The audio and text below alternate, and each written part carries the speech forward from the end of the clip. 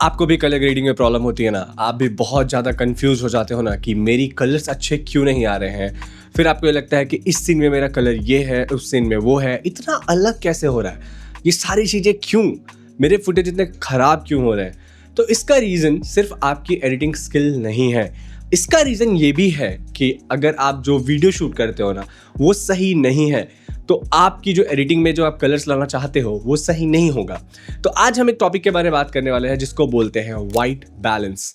हाँ जी, बहुत सारे लोग इस चीज़ को लेके ना बहुत कंफ्यूज रहते हैं कि वाइट बैलेंस अलग है, कैल्विन अलग है, ये दोनों क्या होता है, ये दोनों किस लिए है हमारे पास। हमारे कैमरे में जो बहुत सारे प्रीसेट्स होते हैं वाइट बैलेंस में, ऑटो वाइट बैलेंस के अलावा वो सब क्यों होता है, वो क्या काम करता है, तो हम इस वीडियो में ये सब चीज़ कवर करेंगे।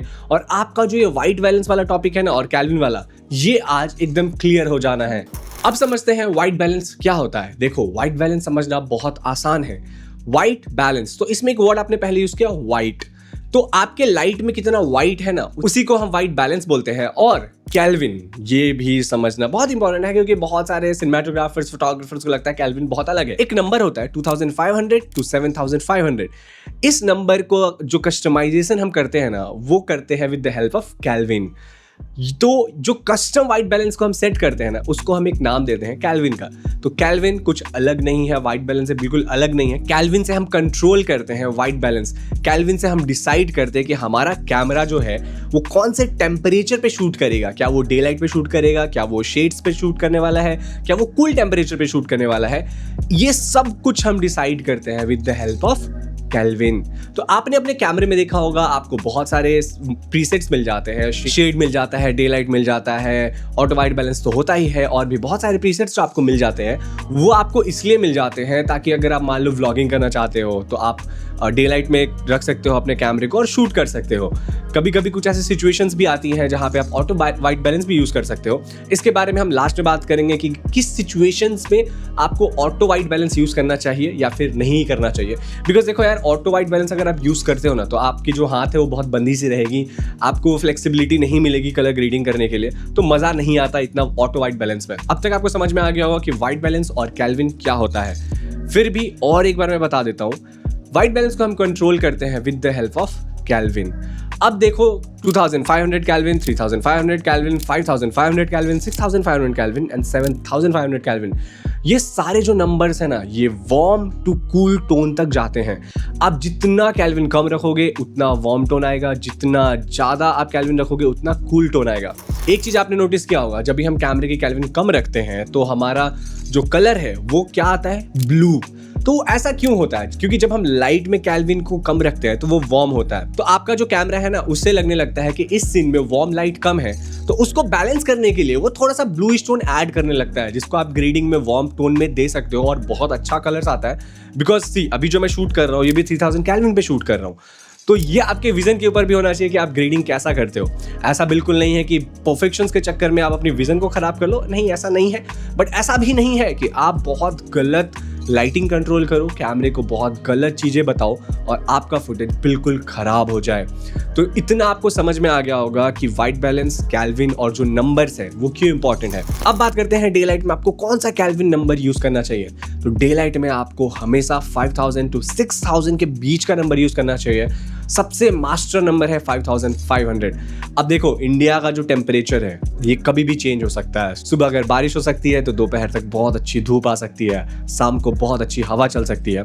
तो ऐसे सिचुएशन में अगर आप शूट करने जाते हो तो आपको बहुत सारे चैलेंजेस फेस करने पड़ते होंगे, जैसे कि लाइटिंग चेंज हो रही है, एंगल्स चेंज हो रहे हैं, कहीं शैडोज है, कहीं ओवरलाइट है, तो बहुत सारी चीज़ें चेंज करनी पड़ती है। लेकिन अगर आपको सिर्फ एक ही कैल्विन नंबर पे शूट करना हो तो आप कौन से कैल्विन पे शूट करोगे, ये बहुत इंपॉर्टेंट चीज़ है समझना। बिकॉज देखो, अगर आप मान लो एक बहुत ब्राइट एरिया में शूट कर रहे हो, वो डे लाइट है, और आपने वहाँ पे कैल्विन रखा 5500, और अगर आप अचानक से गए शैडोज एरिया में और वहाँ पर भी अगर आपका सेम कैल्विन है, तो आप कलर ग्रेडिंग में मैच कैसे करोगे।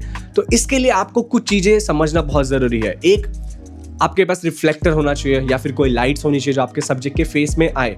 दूसरा, एक मॉनिटर होना चाहिए जहाँ पे आपको एग्जैक्ट पता चले कि ये मेरा आउटपुट आ रहा है, तो क्या वो पहले वाले से दूसरा वाला मैच कर रहा है या फिर नहीं।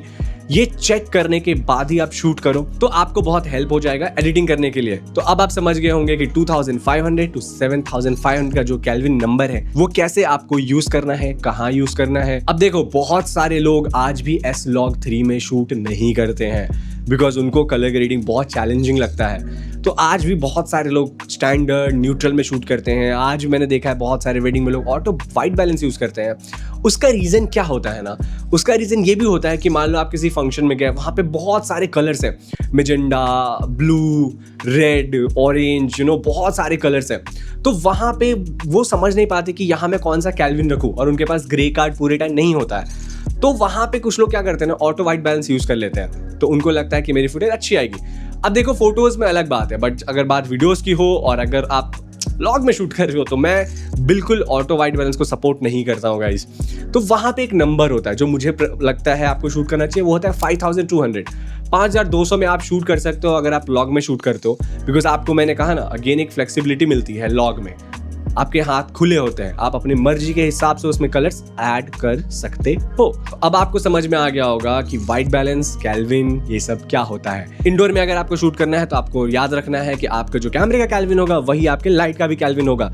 लेकिन यहाँ पे भी एक ट्रिक है। अब देखो, जैसे मैं ये शूट कर रहा हूँ 3500 केल्विन पे, राइट, बट मेरा जो ये लाइट है ये 5000 पे शूट हो रहा है। अब आप सोचो मैंने ऐसा क्यों किया, जबकि मैं आपको बता रहा हूं कि आपके कैमरे का केल्विन और लाइट का केल्विन सेम होना चाहिए, बट मैं अलग क्यों कर रहा हूं? बिकॉज मेरी विजन अलग है, मेरे ग्रेड्स अलग है। मैं इसमें कलर ग्रेडिंग करूंगा, मैं और मेहनत करूंगा और अपने जो कलर्स है उसकी डिटेल में लाऊंगा, क्योंकि मैं S-Log3 में शूट कर रहा हूँ, 422 यानी कि 10 बिट में शूट कर रहा हूँ। और ये जो लाइट है मेरा, ये ना कूल है ना वार्म है, ये एक मीडियम टोन है यार, कि 5000 केल्विन पे चल रहा है ये।